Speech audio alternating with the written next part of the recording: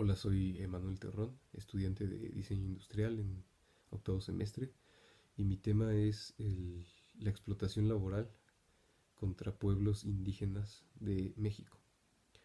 Primero hay que entender de dónde viene la palabra indígena, indio.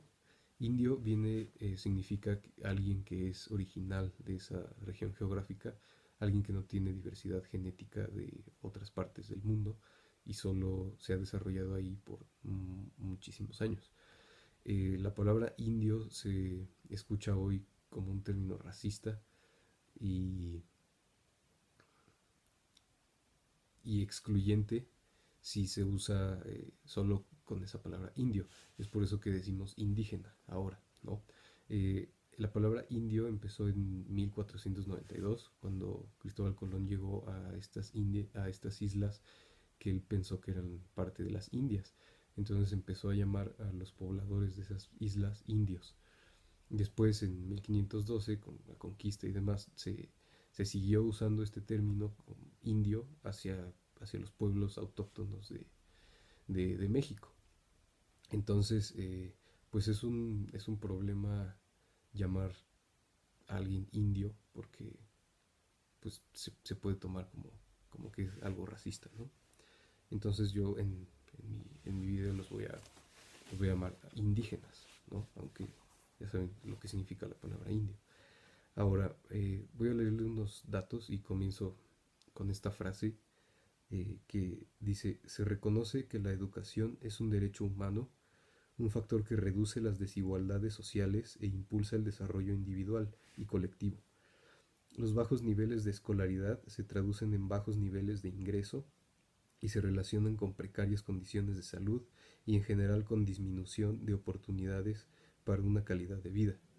Naciones Unidas y Comisión Nacional del Desarrollo de Pueblos Indígenas en el 2014.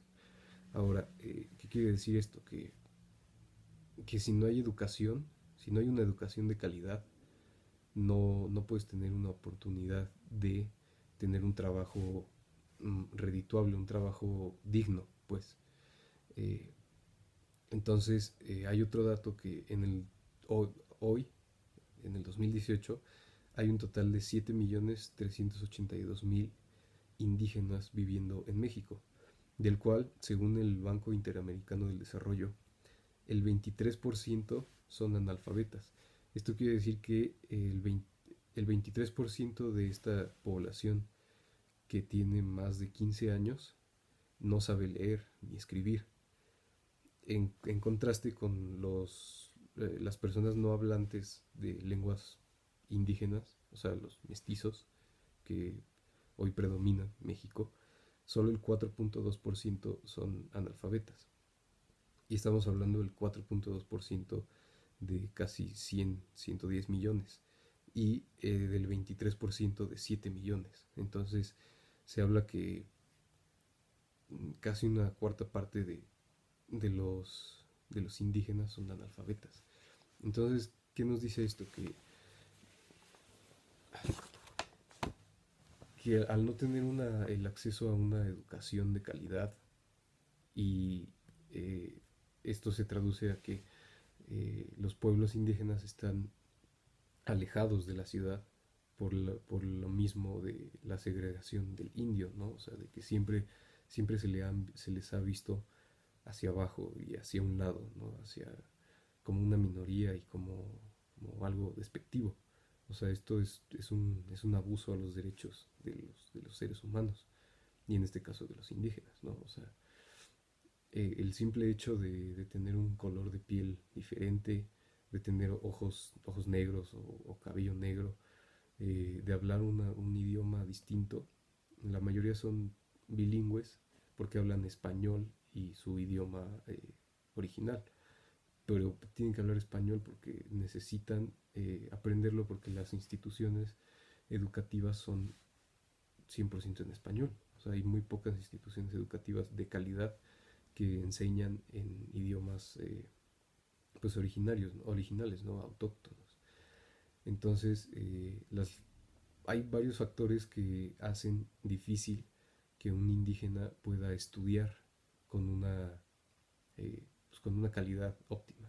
para aspirar a, por ejemplo, un título universitario y de ahí aspirar a un trabajo digno, bien pagado y remunerado. Eh, por ejemplo, las grandes distancias que tienen que recorrer eh, por el alto costo del transporte, ya que ellos, o sea, viven en condición de pobreza, con menos de, en pobreza extrema, con menos de $1 al día, que son 18.8 pesos, y en pobreza, que son $2 al día. Entonces, eh, pagar transporte, pues no es redituable para ellos. Es por eso que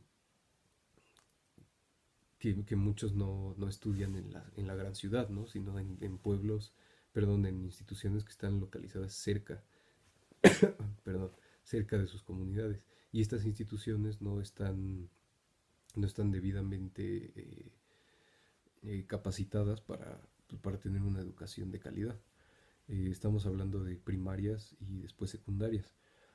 De ahí, obviamente, a la preparatoria, la mayoría están en las grandes ciudades, y pues la larga distancia que tienen que recorrer es un gran problema para ellos, por el costo que esto implica y el tiempo también, porque, pues, o sea, viajar muchos o varios cientos de kilómetros hacia el centro de la ciudad es muy costoso y lleva mucho tiempo.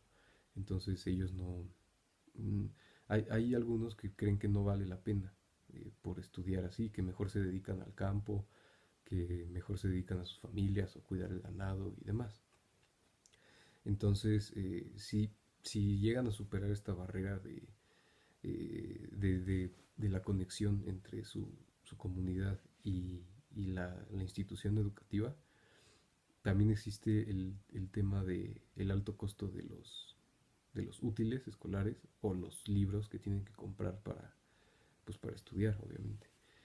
También el hospedaje cerca de una institución educativa pues es bastante alto, ¿no? Y si ellos no tienen trabajo en este entonces, porque son pequeños y apenas están estudiando, pues no pueden costearlo. Otro gran problema que encontré es o sea, su cultura, su idioma, su forma de vestir, sus tradiciones, pues les genera un choque entre las culturas mestizas que hay en las instituciones educativas. Por ejemplo, mm, se habla de que hay grupitos, o sea, hay grupos pequeños de indígenas segregados o excluidos de los grupos pues de hijos de mestizos, vamos a llamarlo así. Eh, Otro es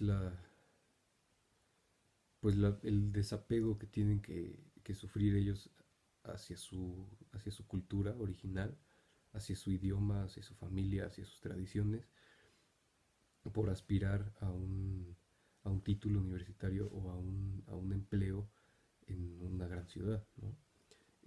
Este tipo de problemas, como lo dice Liev Korsvajk y Miguel A. Saman en un libro de la Universidad Autónoma Indígena de México en el 2007, eh, todos estos factores, el transporte, el nivel económico, el racismo o las burlas, la exclusión social, derivan en bajos niveles de autoestima en los niños o jóvenes indígenas y un alto nivel de deserción de, a partir de la prepa o antes de la preparatoria. Esto quiere decir una inclusión muy temprana a la vida laboral. Y pues a qué puede aspirar alguien con poca educación al mundo laboral en una gran ciudad. Entre los trabajos mejor pagados se encuentran el de albañil, es decir, en la construcción de grandes ciudades. Y a pesar de que les pagan relativamente bien para subsistir ellos mismos y con sus familias, eh, no tienen prestaciones de ley, no son, o la gran mayoría no lo tiene. Son trabajos efímeros, es decir, que en cualquier momento pueden perder su trabajo y no tienen cómo reclamarle a alguien. En muchos de los casos, su patrón su patrón no está presente, o sea, ni siquiera saben para quién trabajan, solamente llega alguien y les paga.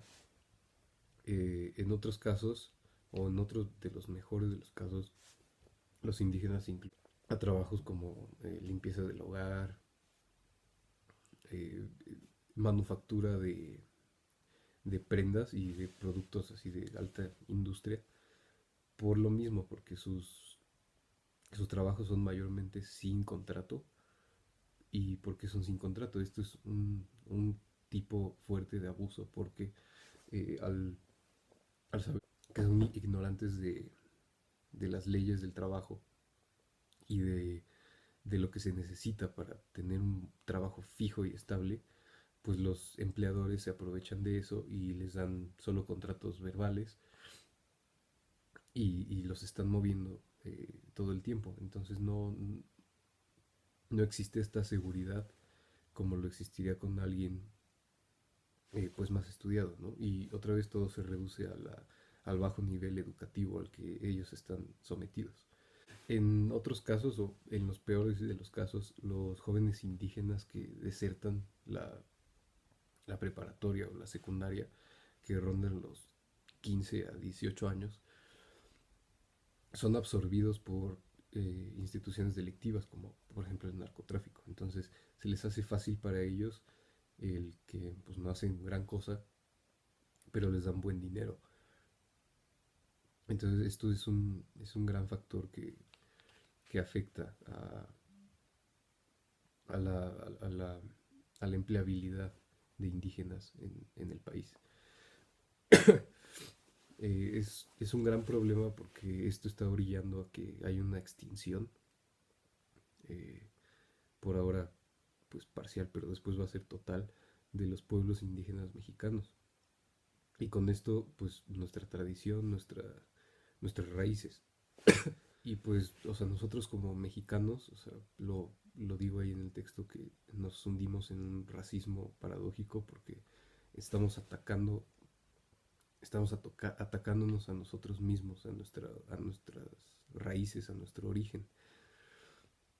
Entonces no es posible que como mexicanos sigamos haciendo eso.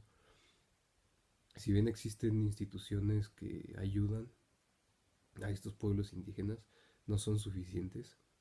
Nos compete a nosotros como personas el incluirlos, sobre todo el respetarlos. Y termino con esta frase que es en realidad muy simple. Fue emitida en la Declaración Universal de los Derechos Humanos en 1948 por la ONU y dice, todos los seres humanos nacen libres e iguales en dignidad y derechos, y dotados como están de razón y conciencia, deben comportarse fraternalmente unos con los otros. Gracias.